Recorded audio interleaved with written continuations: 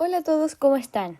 Yo estoy muy bien y hoy les hablaré de uno de los hechos que marcaron la invasión del Imperio Otomano a Europa y a la caída de lo que quedaba del Imperio Romano, esto es, la caída de Constantinopla. Ahora empecemos. Primero tendremos que saber unas cosas. Primero, Constantinopla era la capital del Imperio Bizantino y el centro más importante de la Ruta de la Seda. Además, durante la Cuarta Cruzada de 1198 a 1204, se tomó Constantinopla, que causó la desaparición temporal del Imperio Bizantino, aunque fue restaurada por Miguel VIII Paleólogo en 1261. Y de esos momentos adelante, el Imperio Bizantino siguió perdiendo terreno al recién creado Imperio Otomano. Y en el siglo XV, el Imperio Bizantino contaba con solamente Constantinopla y parte del Peloponeso. En vez, el Imperio Otomano había conquistado una gran parte de los Balcanes y Asia Menor.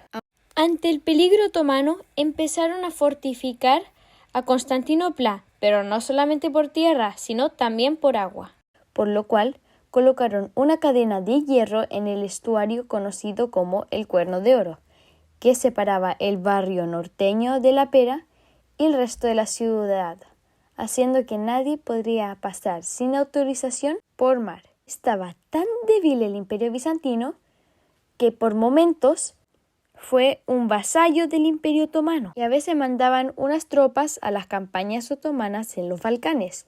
Los emperadores paleólogos pidieron ayuda a otros estados cristianos, pero no respondieron.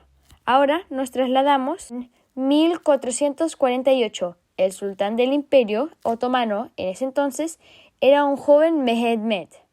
Tenía una obsesión con tomar la ciudad de Constantinopla y resulta que el emperador bizantino Constantino XI tenía de rehén a un príncipe de la dinastía Osmanli y exigía un tributo para su manutención. Era la excusa perfecta para Mehmed para la invasión del último reducto bizantino, y Constantino XI había actuado así ya que consiguió el apoyo de un grupo de desertores turcos liderados por el príncipe Orhan.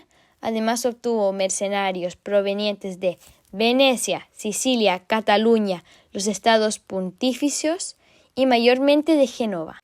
Hablando de este último, donaron también una pequeña flota liderada por Giovanni Gustriado Longo. En total, los bizantinos reunieron entre 7.000 y 14.000 hombres, mucho menos que los otomanos, cuya estimación es de entre 80.000 y 140.000 hombres.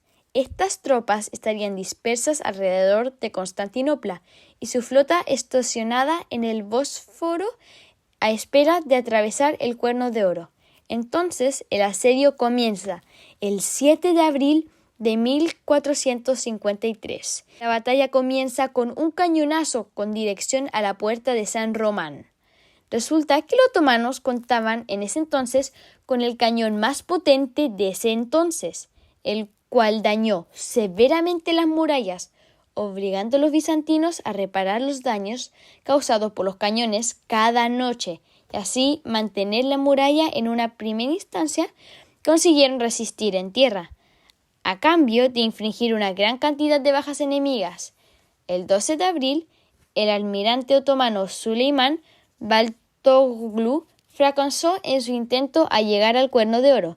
6 días después, los hombres de Giustiniani repelieron un intento de entrar por la puerta de San Romano. Para el 20 de abril llegaron navíos enviados por los estados papales y Sicilia. Evitaron la captura otomana, lo que costó a Baltoglu una humillación y casi ejecución. 2 días después, y la imposibilidad de atravesar la barrera de cadena, los otomanos construyen un camino de rodadura al norte del barrio de La Pera, por donde sus navíos podrían ser empujados por tierra y así llegar al Cuerno de Oro y conseguir el ansiado bloqueo marítimo. Esto permitió otro frente donde las murallas bizantinas eran cada vez más debilitadas.